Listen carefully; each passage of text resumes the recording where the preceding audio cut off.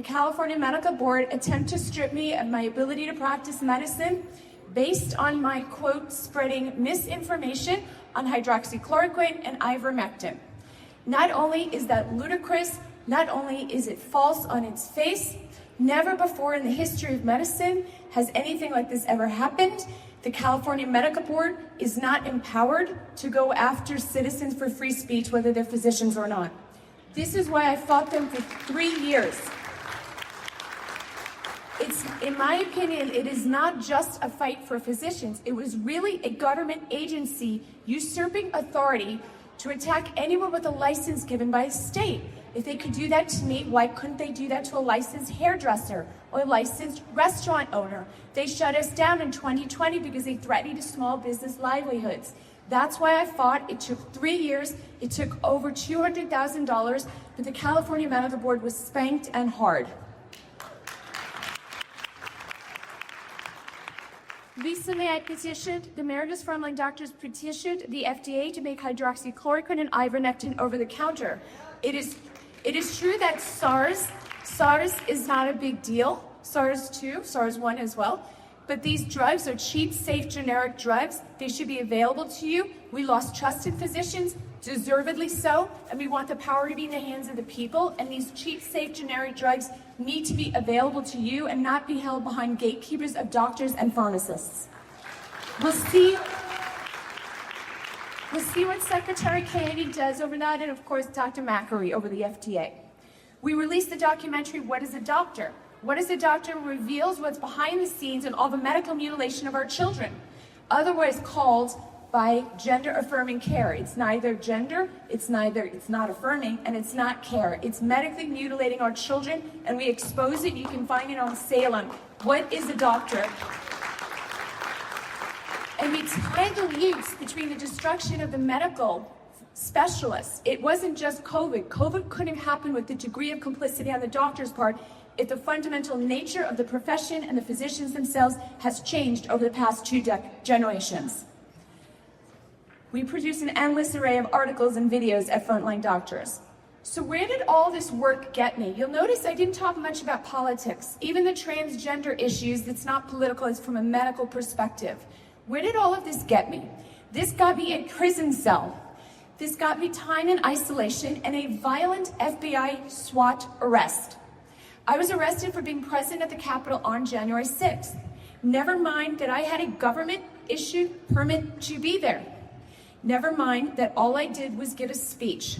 There were 20 invited guest speakers on my panel, including 4 congresspeople and myself. The federal government came after me hard. I wrote a book. It's in the back. I hope every single person here buys the book either today or on Amazon. The reason is we tell the story of the weaponization of the government, using me as an example. I forgot to mention, is everybody here aware that I'm also a lawyer?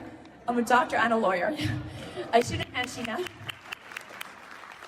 That's highly relevant because I saw the lies during COVID in a bigger way than just being a medical problem. The righteous doctors who stood with me, most of them, most of them really thought it was a medical science glitch and, just if we just explained it better, people would understand. It wasn't that, it was a communist, fascist, tyrannical attempt to take over through the medical space. That's what it was. And of course, January 6th. So when I wrote this book, which is Selective Persecution, the Legalization of American Fascism, every chapter goes through my COVID and J6 experience, explaining exactly how the infrastructure for fascism is already here in America.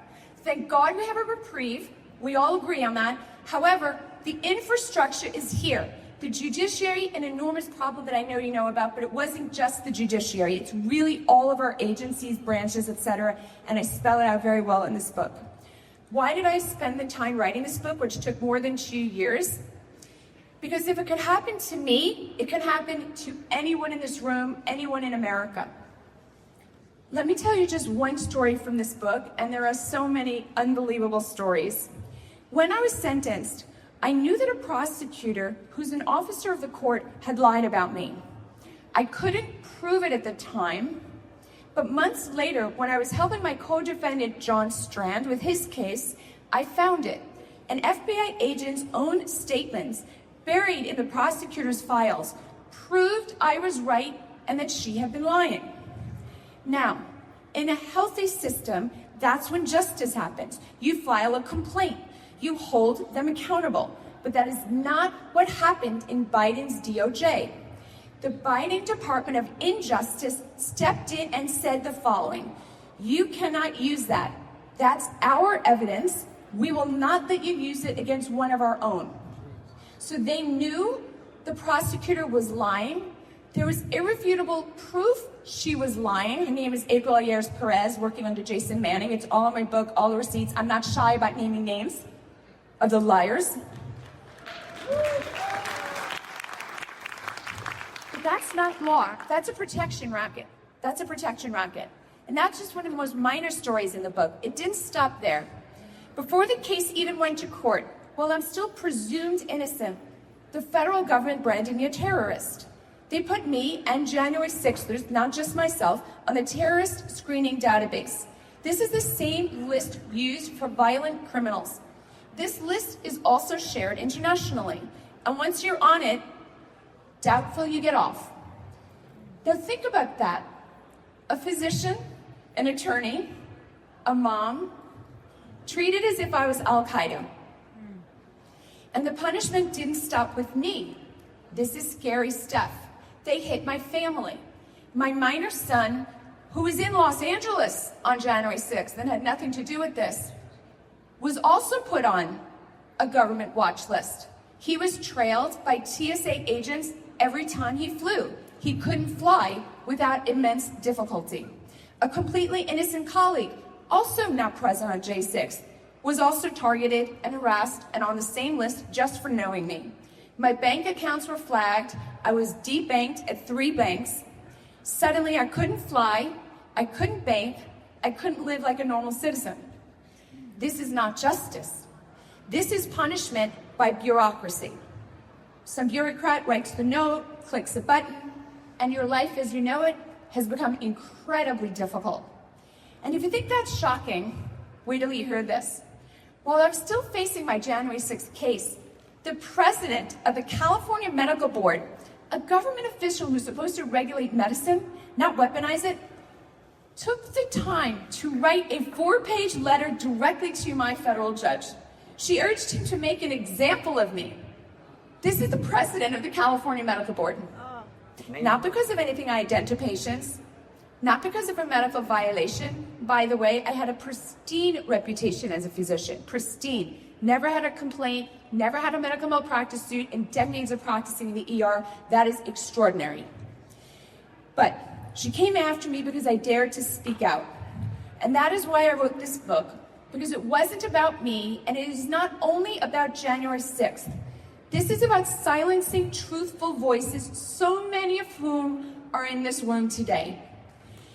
If they can do this to me, someone with 2 doctorate degrees and an impeccable resume, imagine what they can do to anyone else. And a reminder, go read the book. It's incredible, the stories that are in there. But they activated me. That's what they did. They activated me. That's when I turned from defense to offense. I really think that was the moment. The California Medical Board had the nerve to come after me, try to strip me of my license, my livelihood, my life's work. I don't think so. Now, because I'm not just a doctor and I'm not just a lawyer, right? Because I'm an American first, and Americans solve problems. I refuse to live in a system where doctors look away and medical organizations endorse deadly policies.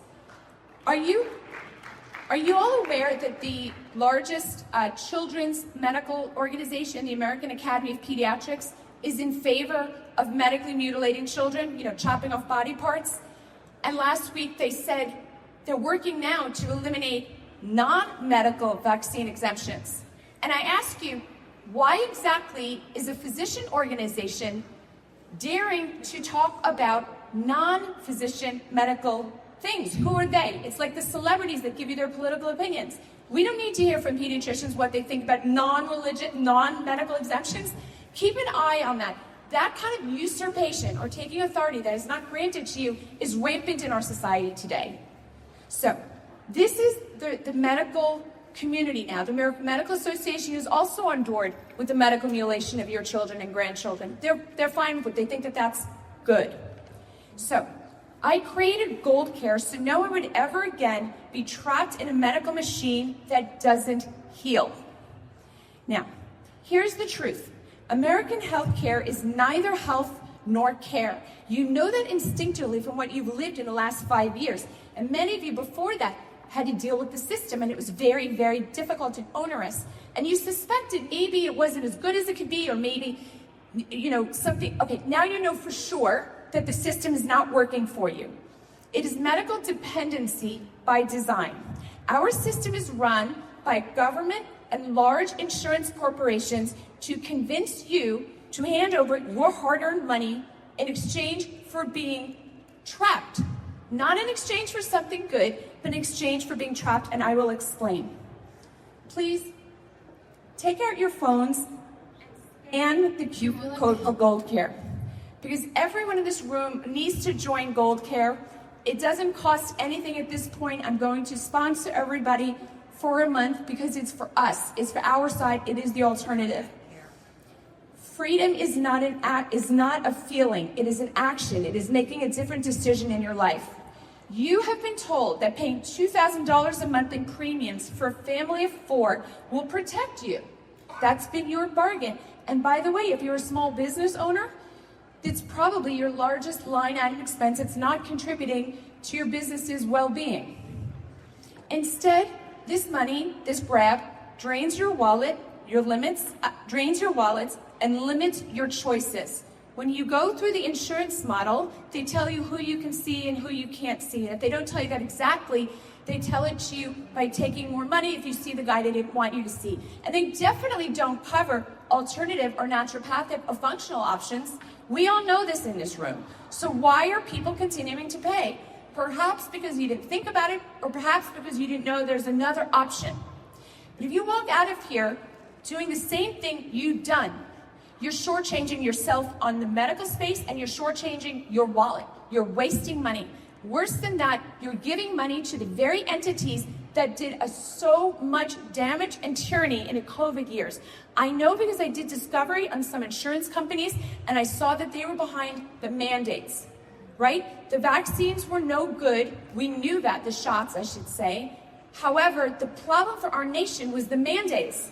Whoever was behind the mandates was absolutely in favor of disrupting our nation and collapsing our nation and collapsing our Constitution. And yet, if you're paying money to Blue Cross and United Health Group, Kaiser, all of these entities, you're actually funding them. So, we broke that model. In that model, you're not the customer, you're the commodity. Every visit, every prescription, every denial, you're keeping that machine alive. We broke that model and we end the cycle. We don't manage medical dependency, we end it. It's usually $100 a year, which is less than an insurance copay. You get the last healthcare membership you'll ever need. You don't get an insurance doctor, what I really call government doctors. The government doctors in COVID revealed they'll do whatever they have to do to keep their jobs. They'll follow any rule the government puts down to keep their jobs. This, just so you know, on a personal level, was heartbreaking for me. I grew up being told and learning that being a doctor was the single best thing I could do with my life. I don't think being president of the United States would have been a greater honor in my home. Being the doctor, you're saving lives, you're helping people. To learn that other doctors didn't follow that rule broke my heart, and I won't stand for it. And by the way, there are others like me. I'm certainly not the only one.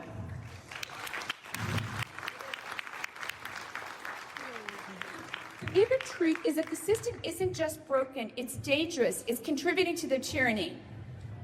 As I told you, the largest medical groups are putting forth policies that are bad for your health. I gave you one example of the American Academy of Pediatrics. Here's another very chilling example.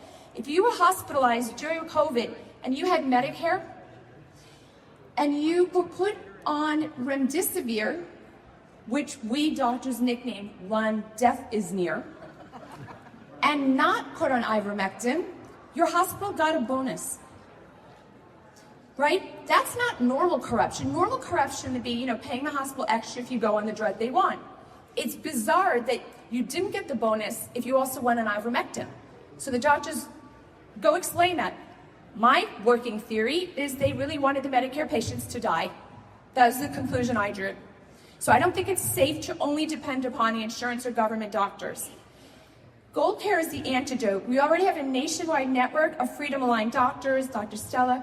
We already have pharmacy labs, imaging, and we put naturopathic doctors side by side with medical doctors because in real healthcare, truth matters more than turf wars, right? Sometimes you might get benefit from a naturopathic doctor, sometimes from a medical allopathic doctor. So of course we have both. I want to share with you one of our members who found us about a year and a half ago. Watching this right now, you remember what they did to us. They forced our relatives to die in solitary confinement. They shot them full of poison. They disallowed them to have medications that would have saved their lives. They forced us like cattle, like livestock, into a slaughterhouse. That is what they did. Dr. Gold won't talk that hard, but I will. That is actually what they did. If you know it's true, we all do. And I hope someday all these homicidal people are held to account because that's what it was. That was homicidal medical malpractice. That was on purpose. These are multiple PhDs that knew exactly what they were doing. And they corralled us and they ran us and our family members right to a meat grinder. Yeah, I'm angry about it. Yes, I am. And so is America, Dr. Gold. America is angry about it. I guarantee you, everybody watching this live stream, you ain't going to hear this conversation anywhere else on the internet right now. What you've done, Dr. Gold, you have assembled a 360 representation of healthcare. 360. I mean, when I go on your website, when I go on gocare.com and I want to look up a specific thing, I type in the word and here comes this whole rack of doctors. And I go, well, I'll read about the doctor. I'm curious who they are. And I'll find one, I go, I like her, I like him. I'm booking that appointment and bang, and I hit it. The very next day, I'm talking to them. I mean, what you built, the only reason there's not 10 million people on Gold here is just because they hadn't heard about it yet. Because guess what? Pretty much everybody's got $10 a month. If you're watching a live stream right now, you've got $10 a month, I promise you.